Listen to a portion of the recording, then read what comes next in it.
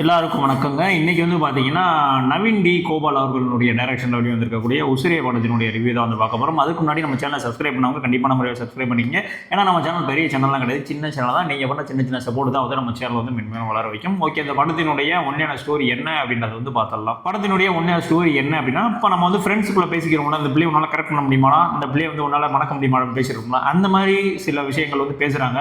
பேசும்போது சரி ஓகே, இந்த பொண்ணை வந்து நான் வந்து கரெக்ட் பண்ணி காட்டுறேன் அப்படின்ற மாதிரி வந்து ஹீரோ வந்து ட்ரை பண்ணுறாரு. ஆக்சுவலாக வந்து அந்த பொண்ணுடைய அம்மா வந்து இந்த மாதிரி கேரக்டர்னா, பொண்ணு போயிட்டு இருக்கும்போது யாராவது சைட் அடிச்சா கூட பிடிச்சி கண்ணத்திலே பலார் நான் போயிடுவாங்க. ஸோ அந்த அளவுக்கு வந்து ஒரு ரகடான ஒரு அம்மா. ஸோ இதெல்லாம் மீறி இவர் வந்து எப்படி லவ் பண்ணாரு, இவங்க ரெண்டு பேர் வந்து காதல் வந்து கல்யாணத்தில் சேர்ந்துச்சா இல்லையா அப்படின்றதான் வந்து இந்த படத்தினுடைய உண்மையான ஸ்டோரி. ஆக்சுவலாக அந்த படத்தினுடைய முன்னாடியே வந்து சொல்லிடுவாங்க, இது வந்து ஒரு உண்மை சம்பவத்தை பேஸ் பண்ணி எடுத்த படம் அப்படின்ற மாதிரி. ஸோ உண்மை சம்பவத்தை பேஸ் பண்ணி எடுத்த படமாக இருந்தால் அதுவும் லவ் படமாக இருந்தால் கிளைமேக்ஸ் என்னவா இருக்கும் அப்படின்றது வந்து உங்களுக்கு தெரியும். ஸோ நான் எந்த ஸ்பாய்லரையும் இங்கே வந்து நான் சொல்ல விரும்பல.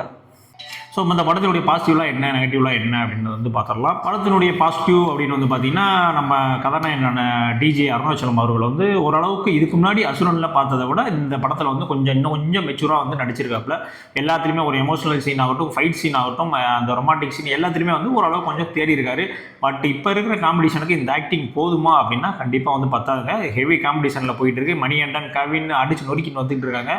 ஸோ இன்னுமே வந்து கொஞ்சம் ஆக்டிங் வந்து பெட்டராக பண்ணியிருக்கலாம் அப்படின்றதான் வந்து என்னுடைய கருத்து. அதுக்கப்புறம் வந்து பார்த்தீங்கன்னா, படத்தினுடைய இசை வந்து கிரண். ஸோ அவர் தான் இங்கே டோட்டலாக வந்து இந்த படத்தை வந்து ஒரு லைட் மூட்லேயே வந்து ஒரு மைல்டாகவே கொண்டு போகிற அந்த மூட் செட் பண்ணுறது யாருன்னு பார்த்தீங்கன்னா மியூசிக் தான். த்ரூ அவுட் படம் ஃபுல்லாகவே வந்து இவருடைய பங்கு வந்து மிகப்பெரிய பங்கு. கண்டிப்பாக இவர் இல்லை அப்படின்னா படம் ரொம்பவுமே வந்து டம்மியாக தெரிஞ்சிருக்கும். ஏன்னா அந்தளவுக்கு வந்து இவருடைய ஒர்க் வந்து அந்த இடத்துல வந்து அவ்வளோ அற்புதமாக வந்து இருந்துச்சு. பிக் பாஸ் ஜனனி தான் வந்து கதாநாயகம் பண்ணியிருக்காங்க. ஸோ அவங்களும் வந்து அவங்க கொடுக்கப்பட்ட கதாபாத்திரத்தை ஒரு இன்னசென்ட்டான ஒரு ஆக்டிங்கை வந்து கொடுத்துட்டாங்க.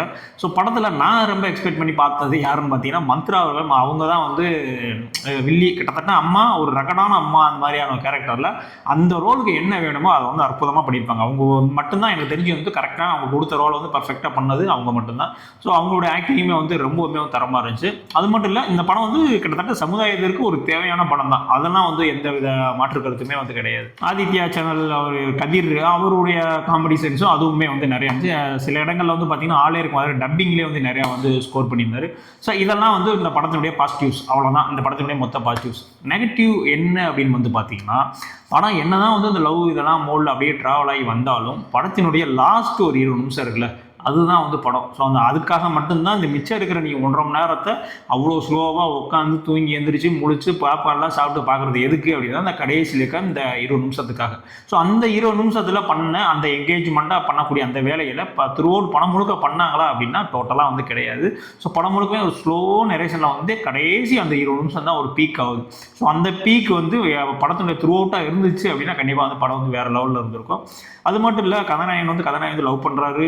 அது எப்படி லவ் வருதுன்னே தெரியல, ஏதோ ஒரு வற்புறுத்தி வந்த மாதிரி தான் வந்து ஒரு லவ் இருக்கும். ஸோ இன்னுமே வந்து கொஞ்சம் பெட்டராக வந்து எழுதியிருக்கலாம். ஏன்னா இதுதான் வந்து கிளைமேக்ஸ் வைக்க போறீங்கன்றது தெரியும், உண்மை சம்பவம்னு தெரியும். ஸோ முன்னாடி ஸ்க்ரீன் பிளேல, ஏன்னா இந்த கிளைமேக்ஸை மாற்ற முடியாது, ஏன்னா உண்மை சம்பவம் சொல்லிட்டீங்க. ஸோ முன்னாடி வந்து ஸ்க்ரீன் பிளேல வந்து எவ்வளோ தூரம் அந்த 1.5 மணி நேரத்துக்கு வந்து மேனேஜ் பண்ண முடியுமோ அவ்வளோ பண்ணியிருக்கலாம். ஸோ அந்த இடத்துல வந்து டோட்டலாக வந்து தவறிட்டாங்க. டோட்டலாகவே வந்து பார்த்தீங்கன்னா ஒரு ஸ்லோவான ஒரு ஸ்க்ரீன் பிளேவாக தான் வந்து படம் வந்து மூவ் ஆகிட்டு இருக்கு.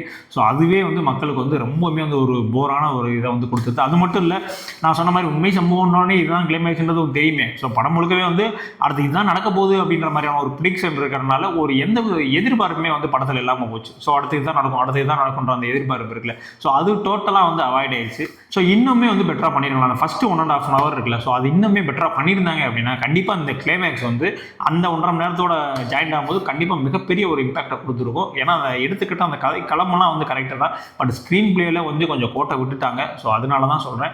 ஸோ அந்த விஷயங்களை கரெக்டாக பண்ணியிருந்தாங்க அப்படின்னா கண்டிப்பாக அந்த கிளைமேக்ஸோட நம்மளும் கனெக்ட் ஆகிருப்போம். ஒரு நல்ல படம் பார்த்ததுக்கான திருப்தி வந்து நம்மளுக்கும் கிடைச்சிருக்கும்.